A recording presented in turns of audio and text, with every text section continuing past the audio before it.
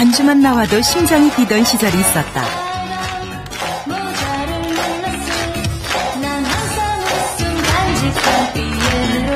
매혹적인 목소리와 퍼포먼스로 문 남성들의 마음을 단번에 사로잡았던 그녀, 김한선. 좋아했죠. 예. 그 시절에 중고등학교를 다닌 학생이라면, 특히 남학생이라면 누가 싫어했을까요? 누구나 다 김한선 씨 춤을 흉내냈고, 그 신곡이 발표되면 다음날 학교나 이런 데서도 그 얘기가 그 중심이 됐었으니까. 저 어렸을 때 너무 팬이었어요. 제 어렸을 때 브로마이드 있었어요. 그런 얘기를 들으면 더 실감이 나죠. 굉장했었구나. 김한선 하면 빼놓을 수 없는 사람이 있다. 피에로는 우릴 보고 우지의 또 다른 주인공. 안녕하세요, 손무현입니다. 기타리스트 겸 작곡가 손무현.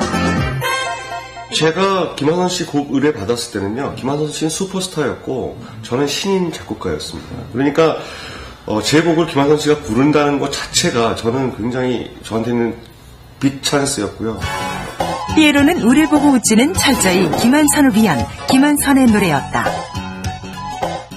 그 곡 정말 30분만 했었어요. 예. 그렇게 곡이 복잡하거나 그런 곡은 아니잖아요. 간단한데 김한선 씨를 이미지를 생각하면서 이렇게 멜로디를 쓰면 춤추면서 노래하기가 편하겠구나라고 쓴 곡이 바로 피에로는 우릴 보고 웃지는. 그리고 그 노래는 김한선의 대표곡이자 불후의 명곡이 되었다. 그 곡 자체가 김한선 씨의 인생을, 그 당시의 인생을 대변해 준 게 아닌가. 사실은 자기가 피에로의 어떤 그런 느낌을 이제 갖고 그 당시에 활동을 했기 때문에. 오래전 화려한 무대 위에서 가장 눈부시게 빛이 났던 소녀. 홀로 춤추고 노래하는 것이 세상의 전부였던 소녀는 무대 위에서 늘 웃고 있었다.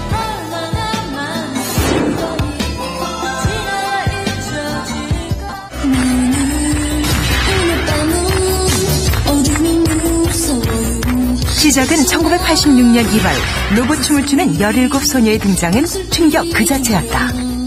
비음 섞인 보이스와 또 강렬한 춤 동작, 그리고 이 머리에서 발끝까지 흐트러짐이 조금도 없었어요. 그런 가수가 등장했던 것은 이전까지 한 번도 못 봤던 본격적인 댄스 가수 출연이에요. 김한선 씨 데뷔했을 때는 저는 이제 언더그라운드 쪽에서 춤을 계속 추고 있었는데 어마어마했죠. 특히 그 트레이드 마크 있지 않습니까? 눈. 예. 역시나 그 눈이 네. 코가 끝으로 삐지르르 이렇게 나왔어. 거기다가 눈이 완방울. 내가 시험을 해볼게요. 이 구멍 안에 눈알이 꽉 차. 거기다가 89%가 신자위야. 그러니까 특히 그녀의 매혹적인 눈매에 사람들은 빠져들었고. 신인 가수 발표하겠습니다. 김완선. 그의 신인상을 거머쥐며 가요계의 신데렐라로 떠오른다.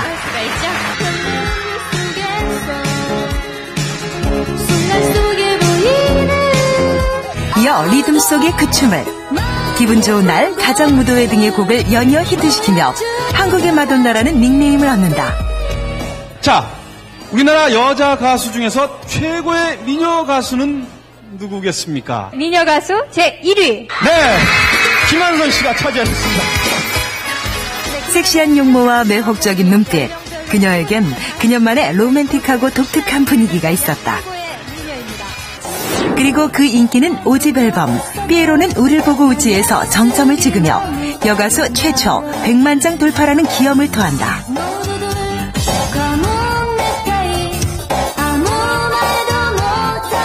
한류를 일으키고 있는 걸그룹들의 원조가 김한선 씨예요. 한때는 다 김한선 팬들이었고 김한선 노래로 한 시절을 보냈고, 그리고 지금 무대에서는 그런 꿈을 줬던 역할을 했죠. 그런 그녀에게도 무명 시절은 있었다. 너무 창피해. 1985년 인순이와 리듬터치에서 댄서로 활동했던 김한선. 데뷔 전 무대 경험을 익히기 위해 올랐던 것인데 3년간의 트레이닝을 거친 최초의 아이돌 가수다. 가수가 될 때 하는 그 연습생 시절이라는 기간이 있잖아요. 그때 이제 춤도 배우고 노래도 배우고 뭐 여러 가지 언어도 배우고 그러면서 몇 년씩 하는 거를 제가 처음 시작했어요. 지금은 뭐 아이돌 그룹이 정말 손에 꼽을 수 없을 정도로 많잖아요. 근데 그때 당시는 그런 모든 이 아이돌들이 저 하나에 다 있었어요. 그러니까 이 아이돌을 다 합쳐놓은 정도의 인기? 17이라는 나이가 믿기지 않을 정도로 파격적이었던 의상과 무대 매너. 본격적인 비디오 시대임을 알렸던 80년대. TV 속 댄스 여제의 등장에 사람들은 환호했다. 그녀의 춤에는 뭔가 사원이 달랐다. 80년대 초반만 해도 그렇게 김한선 씨 같은 몸매가 거의 없었어요. 아무래도 저희는 춤을 추다 보니까 춤의 라인이라든가 그런 것들 때문에 신경이 쓰여지는데 상당히 서구적인 몸매를 갖고 있어서 완선 씨가 이렇게 춤을 추면은 훨씬 더 이렇게 돋보이는 정말 제대로 된 춤을 위한 음악, 사람들을 들뜨게 하는 음악, 사람들로 하여금 나도 좀 춤을 췄으면 좋겠다라는 마음이 들게 하는 그런 음악, 그런 뭐 본격적인 댄스곡의 어떤 시작에 그녀가 있었다라는 생각이 들어요. 하지만 댄스 가수라는 한계 때문일까? 사람들은 그녀의 음악에 대한 재능보다 춤과 의상에 더 관심이 많았다. 워낙 일찍 데뷔를 했고 김한선 씨가 추구하고자 하는 음악들이 단순히 서서 부르는 노래의 형식이 아니었기 때문에 조금 이 초창기에는 뭔가 좀 가창력이 부족한 거 아니냐. 비주얼 가수, 비디오 가수가 너무 강했기 때문에 상대적으로 이 음악적인 평가는 약했죠. 그러나 그 김한선 씨는 그 당대의 어떤 락의 대부들이죠. 그 신중현 선생이나 또 손무연, 김창훈, 또 이장희 뭐 이런 분들과 그 손잡고 자기의 음악성을 계속 추구했어요.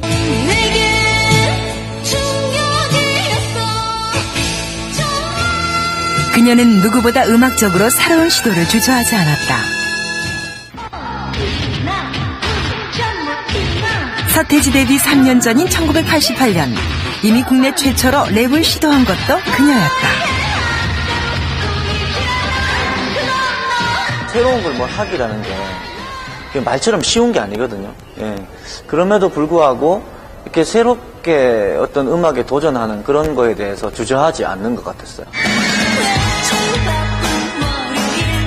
그렇게 음악에 대한 열망과 남다른 끼로 화려한 시절 80년대 최고의 뮤즈로 불림해온 김한선. 환하게 웃으며 홀로 무대 위에 서 있던 7년이라는 시간 동안 그녀는 행복했을까? 뭐 음악만 있으면 저는 행복했어요. 그냥 오로지 달려갔는데 달려간 그 길 끝에가 제가 생각했던 상황이 아니었기 때문에 이제 그때부터 뭔가 이거 아닌데 라는 생각을 했지. 1992년 11월 그녀의 갑작스러운 은퇴 선언에 많은 사람들이 충격에 빠졌다. 은퇴 잘 안 믿어질지도 모르겠어요. 근데 우선 지금은 쉬는 게 가장 좋은 것 같아요. 저는 쉬고 싶고. 믿기지가 않습니다. 다시 한번 묻겠습니다. 정말 은퇴하실 거예요? 예. 이야, 이유가 참 궁금한데 말이죠. 너무 힘들어요. 힘들어요? 예. 그리고 그러다 보니까 자꾸 저 자신한테 만족을 하지 못하고. 네. 혼자 했습니까? 아니요, 같이 했어요. 누구하고요? 저 이모님하고. 이모님하고. 네. 이모님 같이 일을 봐주시는. 예. 네. 무대 위에서 가장 빛이 났던 소녀. 그녀는 왜 갑자기 은퇴를 결심하게 된 것일까? 제가 실제로 데뷔한 게 이제 1월이니까 만으로 17살이었어요. 이제 목숨 걸고 막 다니는 것 자체가 이제 싫더라고요. 그때 너무 많이 해가지고 내가 이러면서 살아야 되나라고 생각할 정도로 이 목숨 위태로움을 많이 넘겼어요. 쏟아지는 인기와 더불어 무리하게 잡히는 일정들. 결국 대형 교통사고 후에도 그녀는 완치도 되기 전에 무대에 올라 춤을 춰야 했다. 그 7년 동안에 한 열흘 정도 스케줄이 비어 있었던 것 같아요.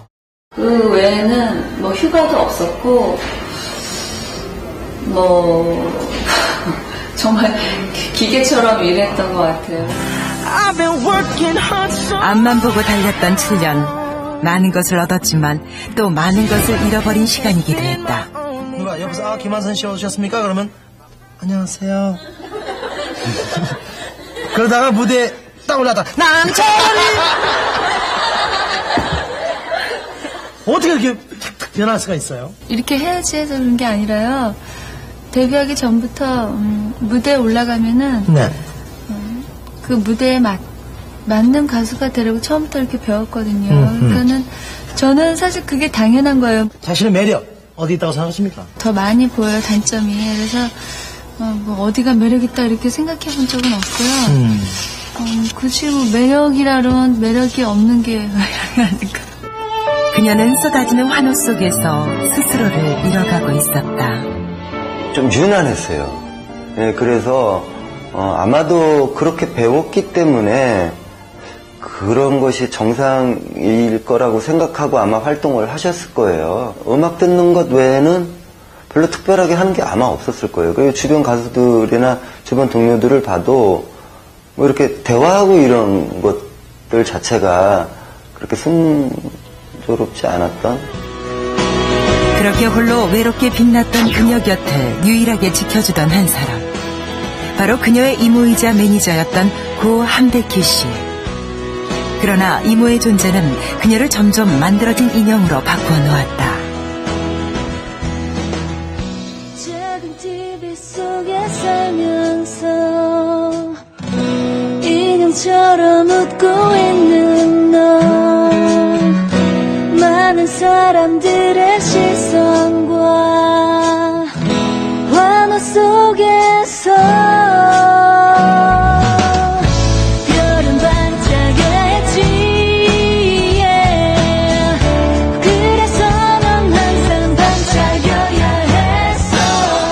혼자 했습니까? 아니요, 같이 했어요. 누구하고요? 저 이모님하고. 이모님하고. 그녀의 갑작스런 은퇴 선언 역시 매니저였던 이모의 일방적인 계획이었다.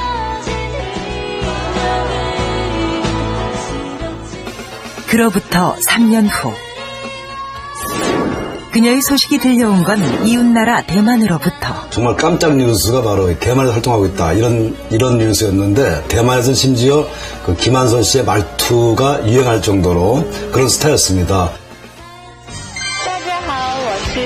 은퇴 후 대만으로 건너간 김한선은 그곳에서 제2의 전성기를 보낸다. 저나 저희 매니저분은 미국 시장까지는 우리가 아직은 무리다 하지만 아시아는 우리가 어떻게 한번 해볼 수 있다는 꿈을 가지고 88년도에 일본도 가서 뭐 싱글도 내고 뭔가 트라이를 해보고. 한국 아이돌 최초로 일본 오리콘 차트에 오르기도 했던 그녀는 누구보다 시대를 앞선 가수였다. 그때 당시만 해도 이렇게 인터넷이 없어가지고 제가 거기 가 있는 동안 하는 활동을 한국에서는 하나도 모르고 저도 한국 소식 하나도 모르고 그렇게 그냥 저한테 공백기가 돼버렸죠. 무대 뒤편에선 힘들었지만 무대 위에선 웃을 수밖에 없었던 시절. 인생에서 가장 화려했던 그 순간 무대를 떠났다. 그러나 마음껏 웃을 수 있는 곳은 결국 무대뿐이었다. 제가 잠시 그 음악에 대한 어떤 열정이나 애정이 좀 식었었어요. 다시 깨달았죠. 나는 참 역시 나한테는 음악을 하는 게 최고의 그 행복이구나. 그 어떤 걸 해봐도 그만큼 나한테 이렇게 기쁨이나 즐거움을 주지 못하는구나 좀 알고 나니까 여러 가지로 매일매일 감사하죠. 피에로 같았던 삶, 그 힘들었던 세월을 지나 한층 여유롭고 단단해져 돌아온 그녀. 2011년 다시 김한선의 무대가 시작됐다. 세븐틴